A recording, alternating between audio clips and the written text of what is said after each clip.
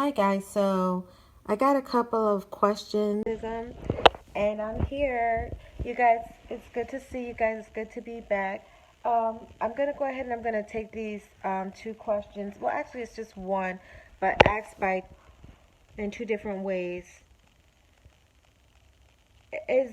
Why is it that a narcissist will stalk you even if they don't want you? Do narcissists stalk you because they miss you? Okay, so let's talk about it. Do narcissists stalk you because they miss you, or are narcissists stalking you because they realize they did something wrong and now they want to make up with you, and is now a good time for you guys to reconcile?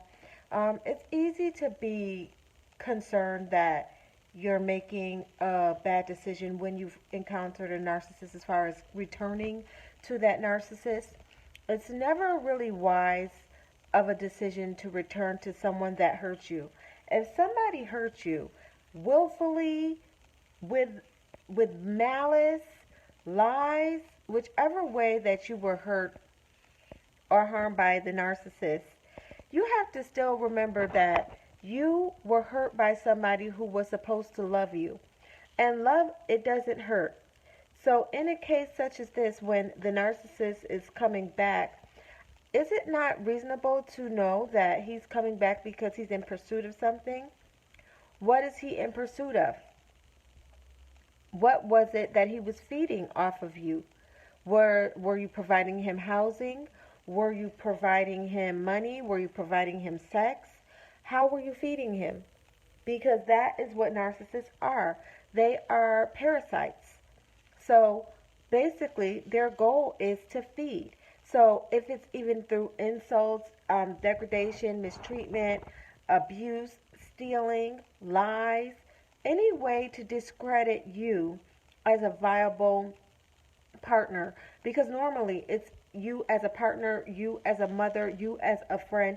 They love being the victim. They have to be the victim because they really have no clear comprehension of love, its requirement, its sacrifices. Love is a give and take thing. When you show me that you're interested in me, and I reciprocate by showing you that I'm interested, it doesn't mean that you have to buy me this and I have to buy you that. No. What it means is that I must respect your feelings.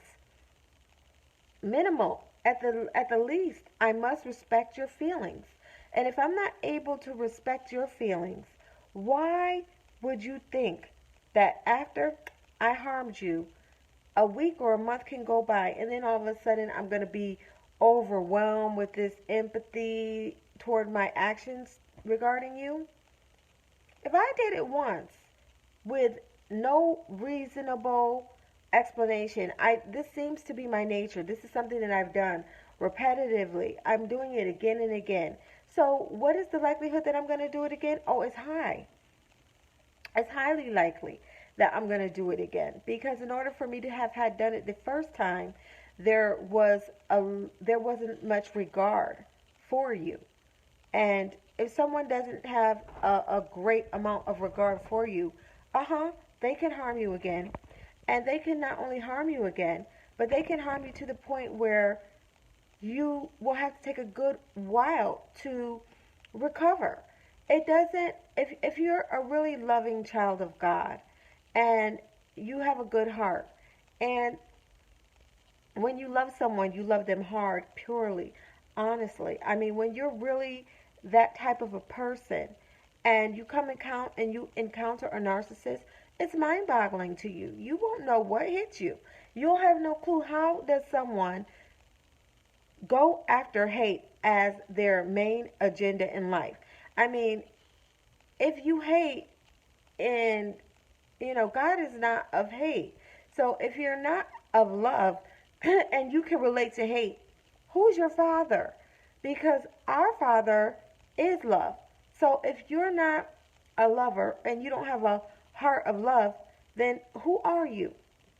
Who do you identify yourself with? And you have to really take that into consideration before taking on a relationship with someone who has already proven to have had hurt you, who has already proven to have little regard for you. or the children. If somebody does it once, it's very and highly likely that they'll do it again.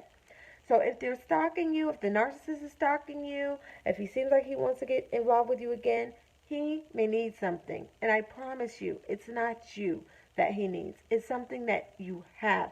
It's a possession. It's money. It's your time. It's your empathy. It's to tear you down. It's to disgrace you. It's to degrade you. It's to make people think you're so bad. It never is a clean gesture. And having these type of people in relationships are quite difficult, because these are people that you've laid with, people that you've procreated with, people that you've invested in financially, emotionally. And when you find yourself investing in someone on that level, it is tiring. It can take a lot out of you. It can have a toll on you. And yes, your thinking can become confused. You can begin to think that maybe that person loves you. Maybe that person didn't mean it. He's sorry. Maybe he wants to come back because he wants to make up. It wasn't his fault. But guess what? Anybody that can calculate your destruction, I mean calculate. This means, let's just talk about what well, let me get my tea, you guys. When somebody calculates your destruction, cheers. When somebody is calculating your destruction, that means that they're planning it. That means that they're literally sitting there and synchronizing. How am I going to take this person down? Who does that? I mean, firstly, who has time to do that? Let's start there. Who has time to sit there and literally try to plan the destruction of another? If you have that time, let me tell you something. Click off of this video, because you're not part of my audience.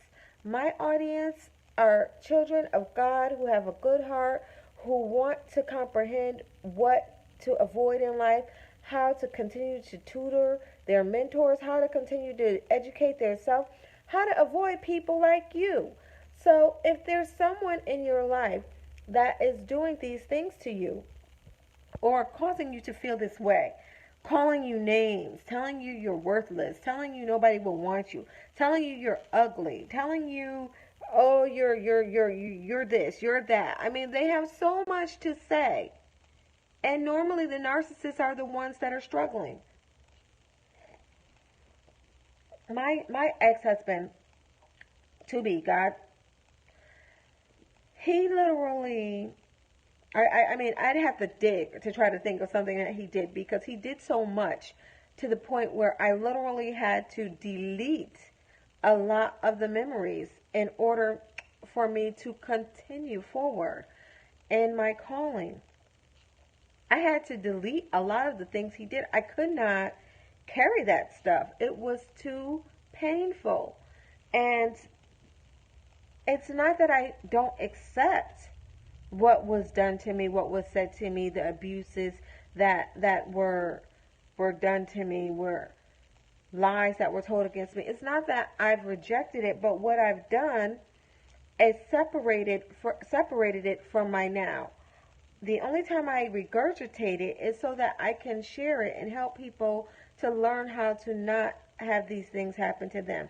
And it's not people that are having it happen to them once that I'm finding are having the biggest issues. It's people that have already had it happen to them that are continuing to go back. Those are the ones that are having the issues. And I know, because I went back a couple of times. And if you go to my YouTube channel, you can see me through the throes of my relationship with the narcissist. You can see where I was. And then you can see where I am today. And I want you to be totally aware that when this person is doing these things to you, they have a goal. If you have children, or if you have a relationship with their family or what have you, I'm going to tell you, you need to literally be recording everything. You need to be taking video. You need to be recording conversations. You need to have your proof at a fingertip. Like, oh, and he said this, and oh, he did this, and then you literally have a file. Have a little private file for him or her. Keep a file for them, because they're so diabolical that narcissists can literally become sociopaths. They can take you out. And you'd really be amazed at the minor things they do it for. I've seen narcissists that were undercover homosexuals cheating, lying, planning, and plotting against their spouses. And then when it was all uncovered, guess what happened? They turned around and killed that person so that they would not be exposed. So you have to utilize all of your keenness, all of your shrewdness. You must keep a file. I have a file on my ex-husband, like everything. He knew I would record everything. He could never say I lied about anything because guess what? I have a file on him. So, and I wrote a book about it. So you can read it, ChastityChyld.com. You can find me. There's things that I shared that I was comfortable sharing. And when you start taking off the layers of abuse and mistreatment, you'll too become comfortable and you won't keep their secrets. Don't keep their secrets. Why? Why keep their secrets? If you're keeping secrets of people that have abused you, then you're giving them ammunition.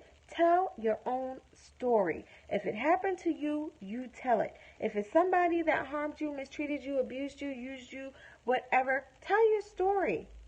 Don't give anyone the pleasure of being able to be the author of your testimony. There is one author and finisher of our life, and his name is King Jesus, King Yeshua, Father God. And one thing that he said in his scriptures is that, and they overcame by the blood of the Lamb and the word of their testimony, and they loved not their life unto death. So don't you worry about what someone says about the fact that you decided to tell. No, I'm helping someone. And if it's you, send some hearts. Super heart it.